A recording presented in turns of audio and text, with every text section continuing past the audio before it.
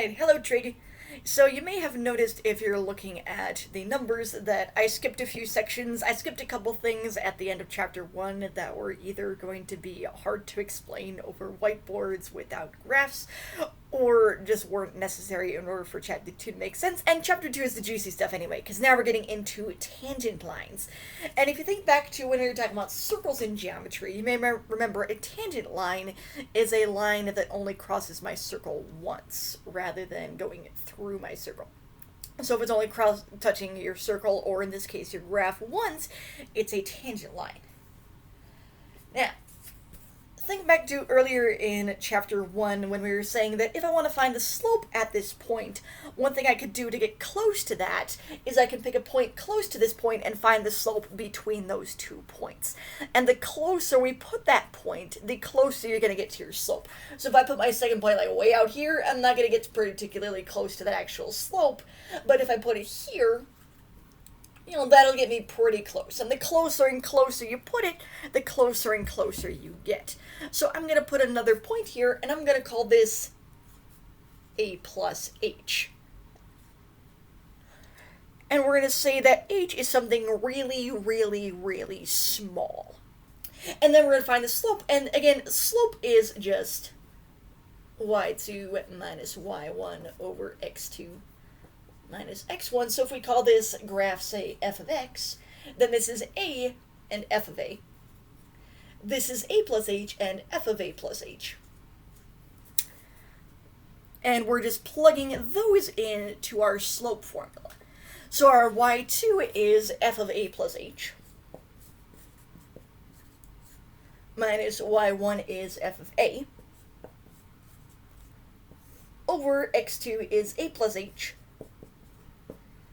x1 is just a, and you may notice those two a's are about to cancel each other out. So now we've got f of a plus h minus f of a over h. And we said that h was something really, really small. And we're going to say that it's so small that it's approaching 0. So our h is approaching 0. That's why we were talking about limits in the last chapter. So this is how you find the slope at a point. And that's a thing you're probably going to want to jot down. It's also in your book. Alright. I'm assuming you've jotted it down at this point. And now that we've got that, if we want to find the slope of a tangent line, we're just plugging things into that. So, if I want the slope of our tangent line at x equals 3, I'm finding f of 3 plus h minus f of 3 over h. And if our f of x is x squared, I've got 3 plus h squared minus 3 squared is 9 over h. And then I'm just foiling that out, so that's 3 plus h times 3 plus h, 3 squared is 9. If I'm foiling that, I've got 3 plus h. So 3 times 3 times h is 3h, 3 times another 3h is 3h, so we got 6h there. Plus an h squared minus 9 over that h. You can see that or not. There you go. Those 9s are about to cancel. So now I've got h squared plus a 6h over h. And if we want to make that even simpler, we can factor an h out the top and say this is h times an h plus 6. And then these h's are going to cancel. And remember, we said we wanted the limit as h is getting smaller and smaller and smaller and smaller and smaller and smaller and approaching 0. So if h is almost 0, we're just going to call it 0 for now, because we want the limit as we're getting closer to 0. And the limit of 6 plus h as we're getting closer and closer to 0 is just 6. So our slope of our tangent line there is 6. Cool. And any of these, feel free to graph them and check and see if that looks like a reasonable answer. So if it looks like the slope there is pretty steep, yeah, 6 is a reasonable thing to get there.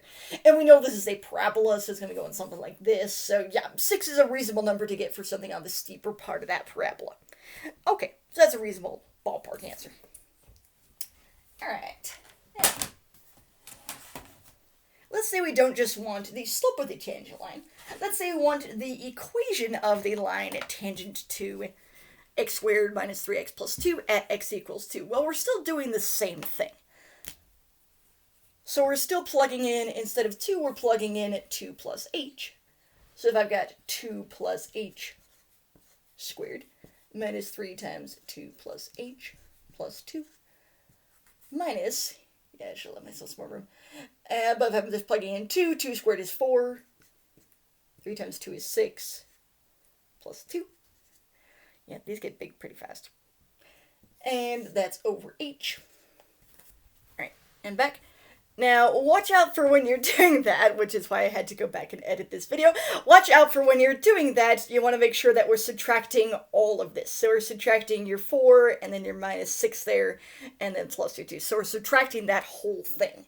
So now when we FOIL this back up, we've got a 2 squared is 4, plus that 4h, plus an h squared, minus a 6, minus a 3h, plus 2, minus this whole thing. 4 minus a 6 is negative 2, plus 2 is just gone, so minus 0 there.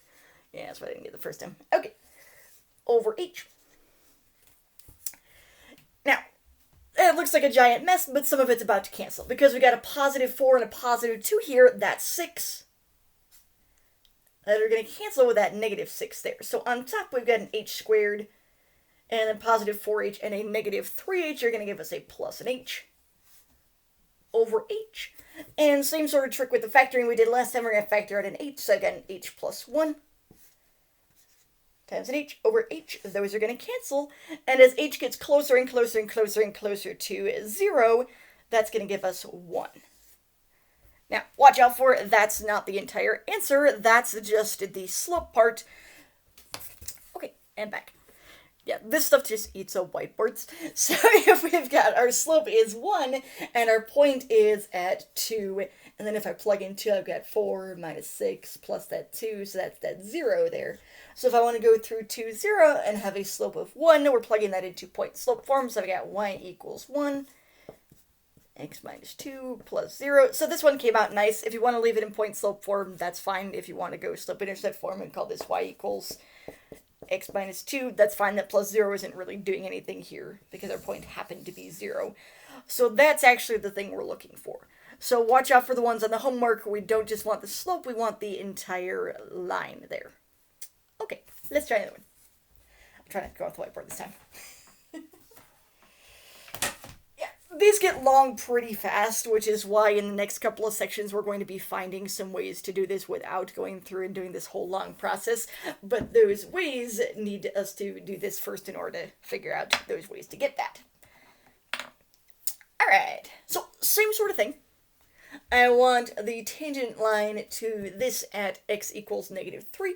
So I'm going to plug in 4 over, instead of x, I'm going to have negative 3 plus h plus that 2 minus 4 over negative 3 plus 2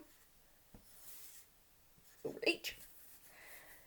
Okay, and we're going to simplify our fractions a little bit. So we get 4 over negative 3 plus 2 is negative 1. So I'm going to call that h minus 1 minus 4 over negative 3 plus 2 is negative 1.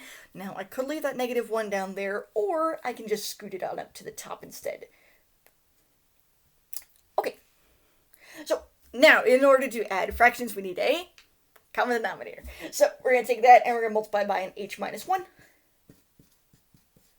So I've got 4 on top. Oh, and there's still an h on the bottom of this fraction. That's an h. Okay, so I got 4 on the top minus a. And watch out for a minus and a minus here, so really plus a 4h, and a minus and a negative and another minus, so we've got a minus a 4 there, over that h minus 1, all over that h, but instead I'm going to take that and I'm going to call that times 1 over h instead of divided by h, because this 4 and that minus 4 are about to cancel each other out. And now we can cancel this h and that h, so I've really just got 4 over h minus 1,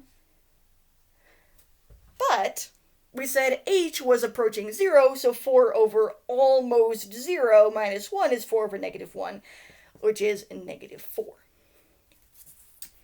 Okay, I lied about not going off the whiteboard. So we've got a slope of negative 4 and a point at negative 3, and 4 over negative 3 plus 2, so that's that negative 1 on bottom, so negative 4. So now we're taking that, and again, we're plugging it into point slope form, so we get y equals negative 4, because that's our slope, times x minus a negative, so either minus a negative or plus that 3, and then minus that 4. Again, if you want to leave it in point slope form, that's fine. It's just one less step. I'm pretty sure even the book left it in point slope form, so that's good. Okay, one more. Unless you've already skipped to the homework. If you skipped to the homework and ran into a square root and aren't sure what to do with it, that's why the next one is square root. Alright, so we've got a square root that we're plugging in.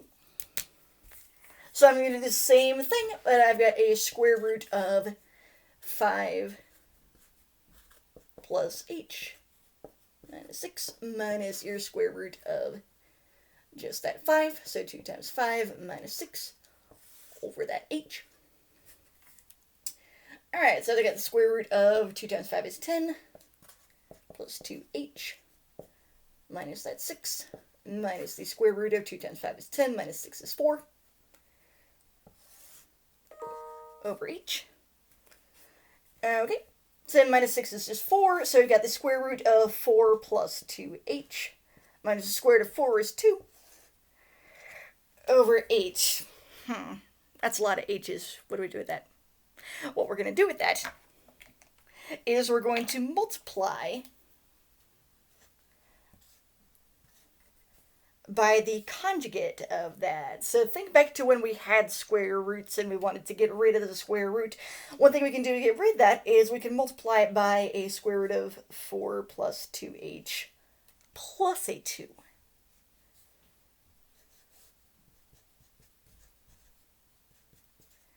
Because that way, when I multiply these on top, that's just going to cancel out your square roots. So I got a 4 plus a 2h. This term and this term are going to cancel because this one's a positive 2 of this one's a negative 2 of that. Those are gone. And I've got this negative 2 times 2 gives me 4. Over all of this stuff.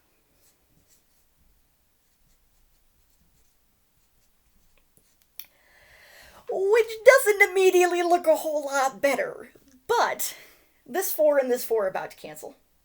This h and this h can cancel, so now I just got 2 over that square root of 4 plus 2h plus 2, and now we've only got one h left, so we can say that that h is approaching 0. So now that we've said that h is approaching 0, we just call that part 0. So I've really got 2 over the square root of 4 plus 2, square root of 4 is just 2, so I've got 2 over 2 plus 2 is 4, also known as 1/2. So that's my slope, and my point was at 5. And then if we were plugging 5 into that square root, 2x minus 6, 5 times 2 is 10, minus 6 is 4. So we've got y equals 1/2 x minus 5 plus that 4.